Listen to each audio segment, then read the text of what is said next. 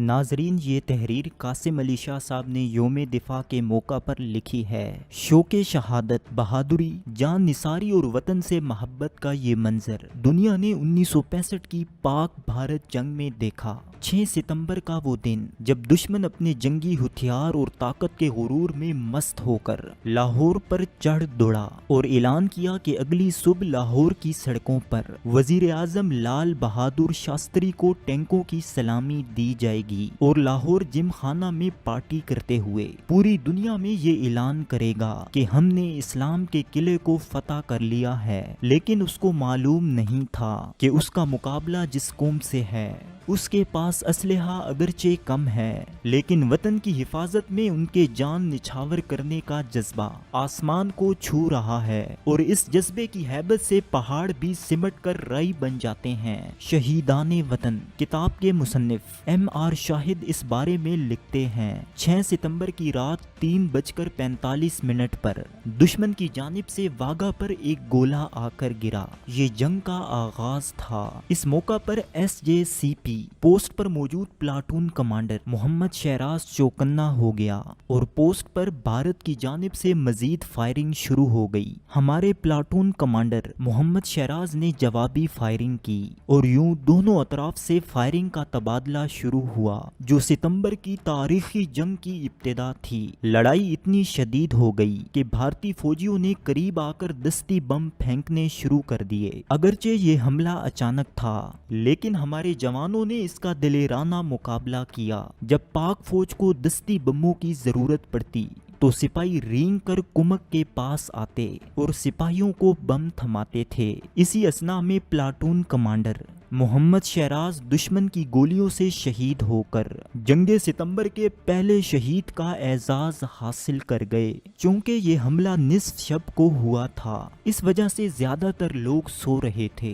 भारतीय फौजियों के हाथ लाहौर की एक डबल डेकर ओमनी बस लग गई, जिसकी तस्वीरें दुनिया भर में दिखाकर भारतीयों ने प्रोपेगेंडा किया कि वो लाहौर पर कब्जा कर चुके हैं। लेकिन कबल इसके के भारतीय टैंक BRB नहर का पुल अबूर करते सरहदों पर मौजूद हमारे बहादुर फौजियों ने जान पर खेल कर नहर का पुल तोड़ दिया। ये भारतीय फौज के लिए एक धचका था। वो जल्द से जल्द नहर को अबूर करना चाहती थी, इससे कबल के वो कोई और मुतबादिल इंतजाम करती। पाक फौज के मजीद जवान हैरत अंगेज रफ्तारी के साथ महाज पर पहुंच गए और भारतीय टैंकों के सामने सीसा पिलाई दीवार बनकर लाहौर शहर को महफूज कर लिया। ये वही मकाम है जहां हमारे हीरो मेजर अजीज भट्टी शहीद ने दुश्मन के दांत खट्टे किए और बहादुरी और जुर्रत की एक लाजवाल तारीख रकम की। हमले के वक्त मेजर अजीज भट्टी लाहौर सेक्टर में बरकी के इलाके में एक कंपनी की कमान कर रहे थे। उन्होंने नहर के अगले किनारे पर मुतय्यन प्लाटून के साथ आगे बढ़ने का फैसला किया। 9 और 10 सितंबर की दरमियानी रात को दुश्मन ने इस सारे सेक्टर पर भरपूर हमले के लिए अपनी एक पूरी बटालियन झोंक दी। मेजर अजीज भट्टी जब नहर के किनारे पहुंचे तो दुश्मन इस मकाम पर कब्जा कर चुका था। उन्होंने एक इंतहाई संगीन हमले की क़यादत करते हुए दुश्मन को इस इलाके से निकाल बाहर किया। दुश्मन के पास टैंकों की फरावानी थी और वो ताबड़तोड़ हमले कर रहा था, लेकिन दूसरी तरफ मेजर अजीज भट्टी और उनके जवानों के दिल भी शौक़े शहादत और वतन की मोहब्बत से लबरेज थे और इस आनी अज़म के साथ उन्होंने दुश्मन को रोके रखा। वो और उनकी कंपनी 7 दिन तक दुश्मन का मर्दाना वार मुकाबला करती रही। दुश्मन हैरान था कि नहर के उस पार आखिर वो कौन सी कुव्वत है जो हमें आगे बढ़ने ही नहीं दे रही। 12 सितंबर की सुबह मेजर अजीज भट्टी दूरबीन से दुश्मन की नकलो हरकत का मुशाहिदा कर रहे थे कि टैंक का एक फौलादी गोला उनके सीने पर लगा और यूं वतन की हिफाजत में उन्होंने अपनी जान का नजराना पेश कर दिया। हुकूमत पाकिस्तान ने इस बेमिसाल बहादुरी पर उन्हें निशाने हैदर के एजाज से नवाजा। जंगे सितंबर 1965 चोंडा के महाज को ये इनफरादियत हासिल है कि मुअर्रिखीन इस महाज को दूसरी जंगे अजीम के बाद टैंकों की सबसे बड़ी जंग करार देते हैं। बुज़दिल दुश्मन ने पाक फौज की तवज्जो लाहौर महाज से हटाने के लिए 600 टैंकों और 1 लाख फौज के साथ सियालकोट में चारवा, बाजरा गढ़ी, اور نخنال کے مقام پر حملہ کر دیا۔ اس وقت دشمن کا غرور عروج پر تھا، اس کے پاس اسلحے کی کوئی کمی نہیں تھی، جبکہ پاک فوج اس لحاظ سے کمزور تھی۔ لیکن یہاں ایک چیز اور تھی جس کی بنا پر وہ اپنے دشمن سے سبقت لے گئی۔ یہ وہ جذبہ تھا جو کبھی بدر کے میدان میں نظر آیا تھا تو کبھی خندق، خیبر، تبوک اور یرموک میں۔ اس جذبے کی بنیاد پر مسلمانوں نے کئی صدیوں تک دنیا پر حکومت کی۔ جنگ ستمبر 1965 میں پاک فوج کا ہر جوان اس جذبہ سے لیس تھا اور اسی وجہ سے اللہ کی مدد اور نصرت ان کے ساتھ رہی۔ ممتاز مفتی اپنی کتاب لبیک میں جنگ ستمبر کے حوالے سے لکھتے ہیں، 1965 کی جنگ کی یادیں پھر سے تازہ ہو گئیں۔ لاہور کے مشہور و معروف حکیم اور دانشور نیئر واسطی صاحب 1965 میں مدینہ منورہ میں مقیم تھے۔ جب واپس پاکستان پہنچے تو انہوں نے ریڈیو پاکستان سے جنگ کے متعلق اپنے تاثرات بیان کیے۔ فرمایا، لاہور کی وہ خاتون جو 18 سال سے مدینہ منورہ میں مقیم ہے اور روضہ پاک کی جالی کے پاس بیٹھی رہتی ہے، اس نے بتایا کہ 6 ستمبر کو میں نے حضور اکرم صلی اللہ علیہ وآلہ وسلم کو اس قدر پریشان حال دیکھا جیسے پہلے کبھی نہ دیکھا تھا۔ ایک اور بزرگ نے فرمایا کہ جنگ بدر کے تمام شہید پاکستان پہنچ چکے ہیں تاکہ جہاد میں شامل ہو سکیں۔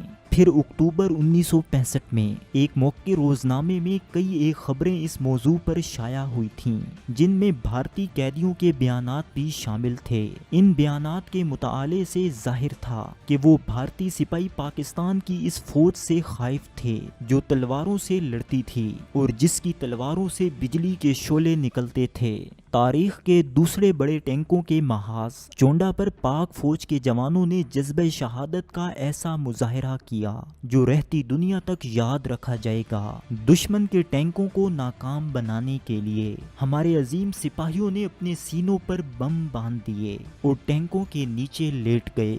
بھارتی ٹینکوں کے پرخچے اڑ گئے اور اس نقصان نے اس کو شدید خوف زدہ کر دیا۔ چونڈا کا ہی مقام آج بھی بھارتی ٹینکوں کے قبرستان کے نام سے یاد کیا جاتا ہے۔ جنگ ستمبر میں بھارت کا سب سے بڑا اور خطرناک حملہ سیالکوٹ کے محاذ پر ہوا تھا جس کا مقصد لاہور، گجرانوالہ شاہراہ کو کاٹنا تھا۔ یہ حملہ ہندوستان کے 4 ڈویژن فوج نے کیا جن میں ان کا 1 بختر بن ڈویژن بھی شامل تھا جو 300 سے زائد ٹینکوں سے لیس تھا۔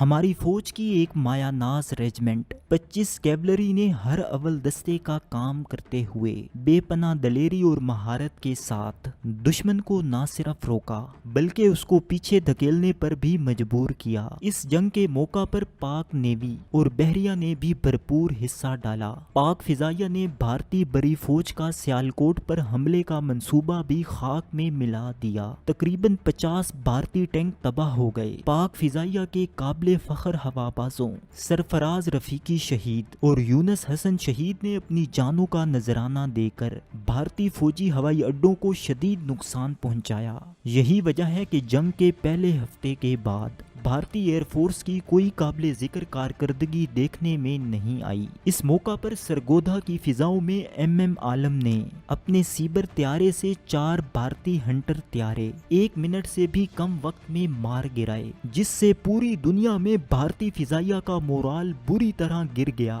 پاک بحریہ نے ریاست گجرات کے قریب بھارتی بحری اڈے دوراکا میں موجود ریڈار سسٹم کو پیش قدمی کرتے ہوئے تباہ کر دیا۔ اس کے علاوہ پاک نیوی کی آبدوز غازی نے بھارتی جنگی بحری جہاز ککری کو تباہ کر دیا۔ یہ سب بھارتی سمندر کی حدود میں ہوا۔ بھارتی بحریہ نے اس جنگ میں مزید کوئی پیش قدمی نہیں کی۔ یوں کراچی بھارتی بحری ناکہ بندی کے خطرے سے محفوظ رہا۔ پاک فوج نے سندھ کے ریگزاروں میں بھی پیش قدمی جاری رکھی اور راجستھان کے علاقے مناباؤ میں گدارو کے مقام پر بھارتی فوجی قلعے پر قبضہ کر لیا۔ اس کے ساتھ ساتھ 8 کلومیٹر تک پیش قدمی کرتے ہوئے کھیم کرن نامی بھارتی قصبے پر بھی قبضہ کر لیا۔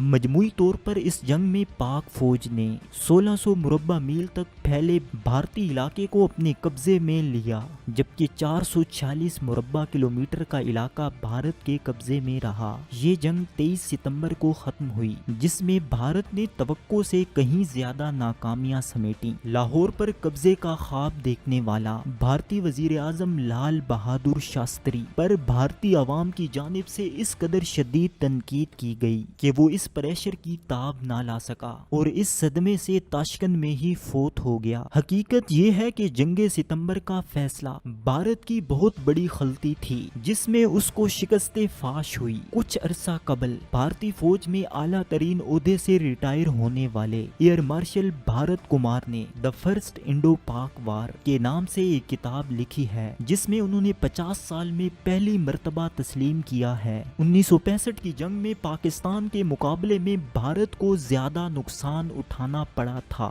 یہاں تک کہ پاکستان نے صرف 2 دن میں بھارت کے 35 طیارے تباہ کر دیے تھے۔ جنگ ستمبر میں پاک فوج کو اللہ نے سرخرو کیا اور ان کو فتح سے سرفراز فرمایا۔ ایک ایسا ملک جو وسائل کی کمی کا شکار ہو، جس کے پاس عددی قوت بھی زیادہ نہ ہو اور جدید اسلحے سے بھی لیس نہ ہو، لیکن پھر بھی اپنے سے 2 گنا زیادہ طاقت رکھنے والے دشمن کو ایسا منہ توڑ جواب دیا کہ جس کے زخم وہ ابھی تک چاٹ رہا ہے۔ یقینی طور پر ایک تاریخی کارنامہ ہے۔ جنگ ستمبر میں فوج کے ساتھ ساتھ عوام کا جوش و جذبہ بھی دیدنی تھا۔ مائیں سجدہ ریز ہو کر جوانوں کی فتح یابی کے لیے دعا کر رہی تھیں تو بہنیں اور بیٹیاں زخمیوں کی مرہم پٹی میں مصروف تھیں۔ جوان ہسپتالوں میں لائنیں بنا کر اپنے زخمی فوجی بھائیوں کے خون کی عطیات پیش کر رہے تھے تو کچھ ایسے بھی تھے جو مورچوں تک پہنچ کر اپنی فوج کے دست و بازو بن رہے تھے۔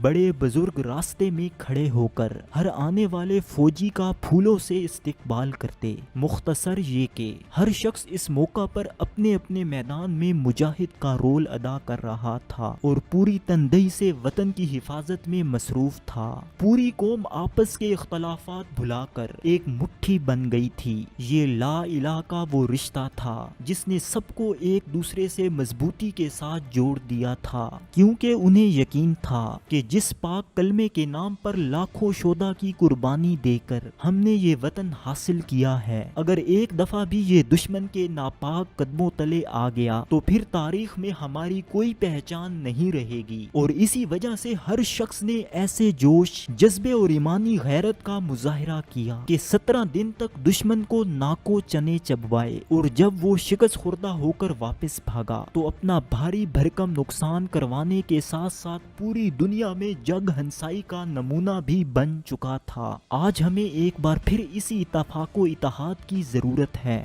جس کے بل پر ہم نے 65 کی جنگ میں دشمن کو شکست دی تھی۔ آج ہمیں ایک بار پھر سے اپنے جذبہ حب الوطنی کو بیدار کرنے اور اس کو مزید تقویت دینے کی ضرورت ہے، کیونکہ آج زمانہ ترقی پا چکا ہے اور دشمن بھی مختلف شکلوں میں وطن عزیز کو نقصان پہنچانے کی کوشش کر رہا ہے، لیکن ہم نے ہر صورت میں ملک کی جغرافیائی سرحدوں کے ساتھ ساتھ اس کی نظریاتی سرحدوں کی بھی حفاظت کرنی ہے اور اس سبز ہلالی پرچم کی آن بان اور شان کو اسی طرح برقرار رکھنی ہے جس طرح جنگ ستمبر میں ہمارے شہداء اور غازیوں نے قائم رکھی تھی۔